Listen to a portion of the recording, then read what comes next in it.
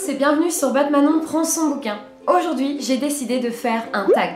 J'en entends déjà dire, c'est quoi un tag? Un tag, c'est une série de questions sur une thématique donnée auxquelles je dois répondre. Vu que nous sommes sur une chaîne de littérature, vous vous doutez bien que nous allons faire un tag sur la littérature en général.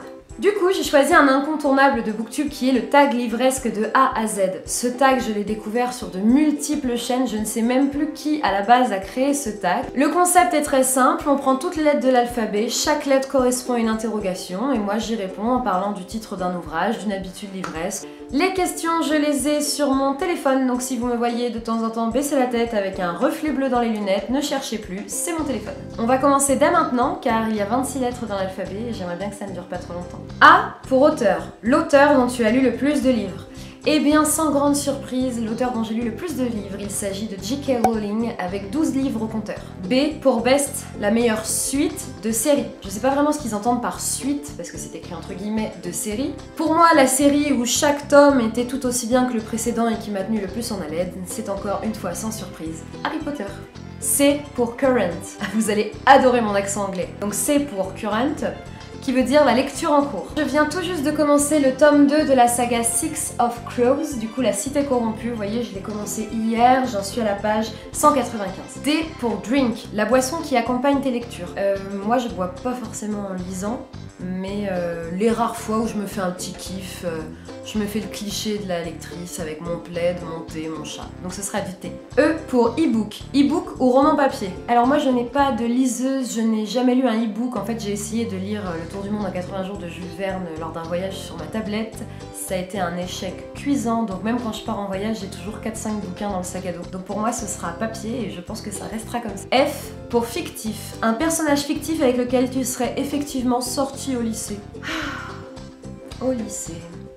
Bon, dans les personnages fictifs ados qui me plaisent bien, j'aime pas mal Pita Mellark dans Hunger Games. Il est sympa, Pita, il fait de la pâtisserie, il est simple, il se la pète pas. G pour Glad, un roman auquel tu es content d'avoir donné une chance. Une de mes petites pépites de 2018 et c'est vraiment un roman vers lequel je serais jamais allée. Ce qui m'a convaincue, c'est le 4e de couverture. Il s'agit de Liane Moriarty avec Le secret du mari.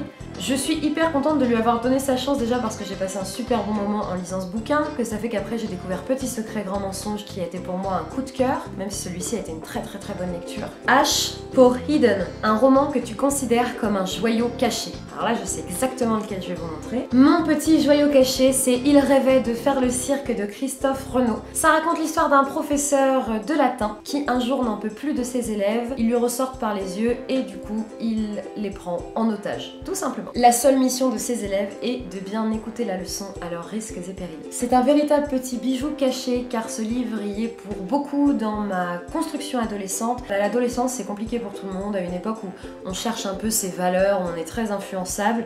Je pense que c'est important de lire ce genre de livres qui sont accessibles à tous. C'est un professeur qui donne une leçon de vie à ses élèves et je pense que tout lecteur ou lectrice qui tombe avec ce livre entre ses mains se prend une sacrée leçon de vie. I pour important, un moment important dans ta vie de lectrice. Des moments importants dans ma vie de lectrice, je pense qu'il y en a plein comme tout le monde. Après, voilà, moi je suis fille d'éditeur et en fait c'était à moi qu'il confiait une partie des scénarios, donc des scripts qu'il recevait de romans jeunesse et il attendait mon avis. C'était très valorisant pour moi en tant que petite fille de 7, 8, 9 ans que mon père me donne voilà, des bouquins en me disant qu'est-ce que tu en penses. Mon avis était important, donc pour moi c'était super et ça m'a toujours donné envie de lire plein de nouveaux livres. J pour juste, le roman que tu viens juste de finir. Alors vu que j'ai lu des BD entre temps, le dernier roman que j'ai lu c'est Nous irons tous au paradis de Fanny Flagg qui a été vraiment une très bonne lecture. Ça raconte l'histoire d'une octogénaire qui va tomber de son arbre en voulant cueillir des figues et qui va être déclarée morte. Nous allons suivre les réactions de tout son entourage dû à l'annonce de sa mort. Elle va donc découvrir la vie après la mort. Elle revient d'entre les morts à la grande surprise et des médecins et de la famille. K pour Kind, le genre de roman que tu ne liras jamais. Alors je déteste dire jamais, cependant il y a quand même plusieurs styles de romans avec lesquels j'ai pas d'affinité particulière.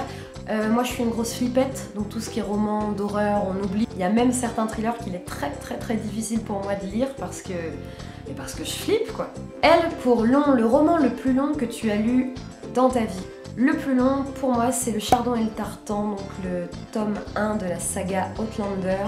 M pour Major, le roman qui t'aura causé le plus gros book hangover. Alors en fait ça veut dire un trop plein livresque dans le sens que après vous pouviez plus rien lire. Là, comme ça, de tête, je l'ai pas parce que je l'avais emprunté à la bibliothèque, mais je pense au livre Inséparables, qui raconte l'histoire de deux sœurs siamoises. En plus, c'est un livre en vers, donc c'est vraiment très particulier comme lecture, j'ai pas vraiment l'habitude. J'ai trouvé ça très poétique et très touchant. On a rarement l'occasion dans sa vie de lire une histoire qui vient du point de vue de deux sœurs siamoises.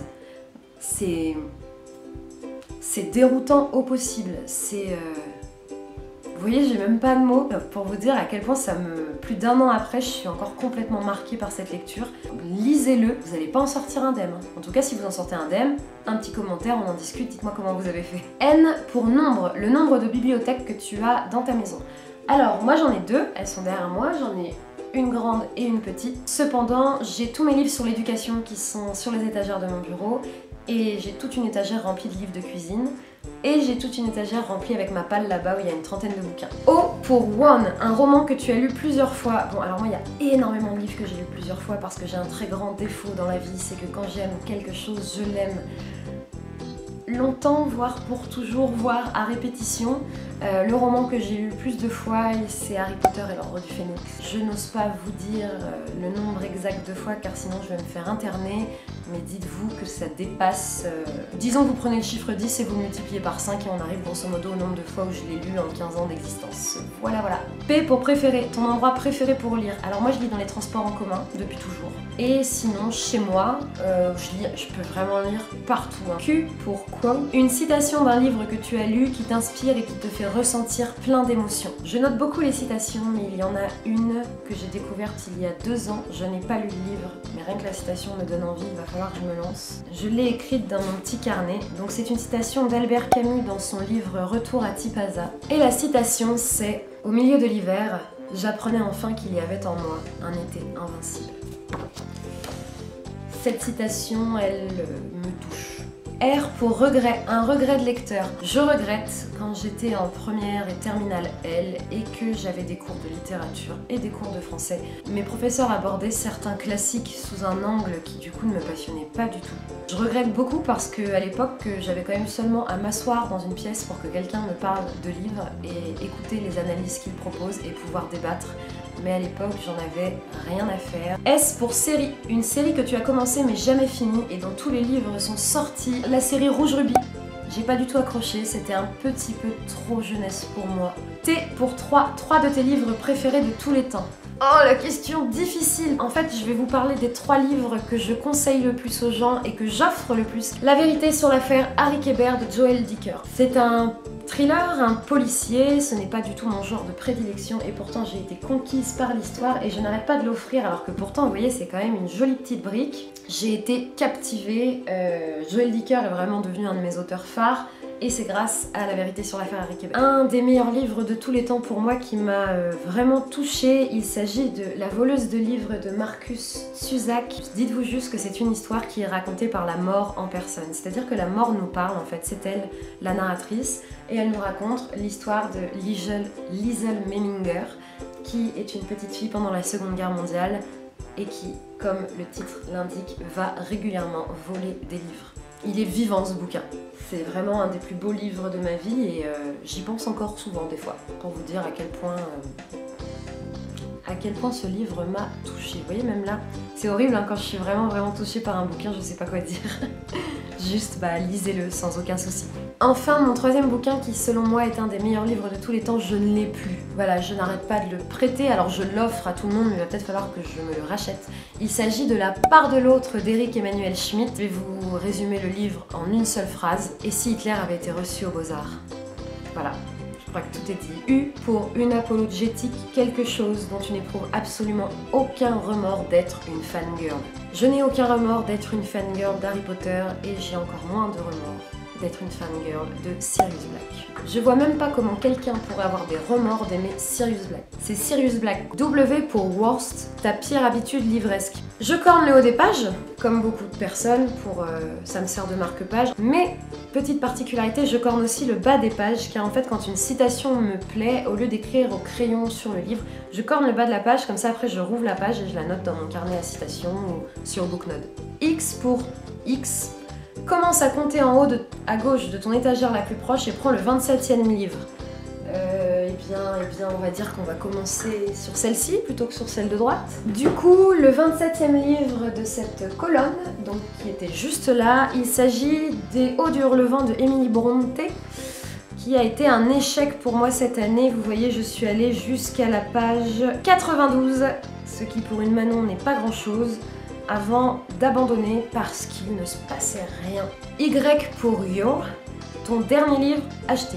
Alors, moi j'en ai acheté 3 récemment. Donc les 3 derniers livres que j'ai achetés, il s'agit de Orphelin 88 de Sarah Cohen-Scully, du coup que j'ai déjà lu, qui revient sur le programme Lebensborn pendant la Seconde Guerre mondiale. Puis j'ai acheté Sirius de Stéphane Servan et j'ai acheté cette édition de quelques minutes après minuit parce que j'ai bien envie de voir le film et en général je lis quasi toujours le bouquin avant le film. Et enfin Z pour, vous voyez la petite onomatopée dans les BD quand Rantanplan il dort, bah voilà, Z, le dernier livre qui t'a tenu éveillé bien trop tard dans la nuit. Il s'agit de L'école de la nuit de Deborah Harkness, qui est le second tome de la saga du livre perdu des sortilèges. C'était mon premier tag, donc j'espère que vous avez quand même découvert quelques titres, que vous avez appris des petites choses sur moi, si jamais vous êtes un petit peu curieux, un petit peu commère, bah voilà, c'est fait, vous savez quelques trucs. Voilà, n'hésitez surtout pas à vous abonner à ma chaîne, à cliquer sur la petite cloche pour être averti quand je sors une nouvelle vidéo, à me suivre sur les réseaux, je suis sur Facebook et sur Instagram. Je vous remercie vraiment d'avoir regardé cette vidéo jusqu'au bout. Je vous souhaite une superbe journée en espérant qu'il y ait aussi de la neige chez vous et je vous souhaite d'agréables lectures d'ici la prochaine vidéo. Au revoir!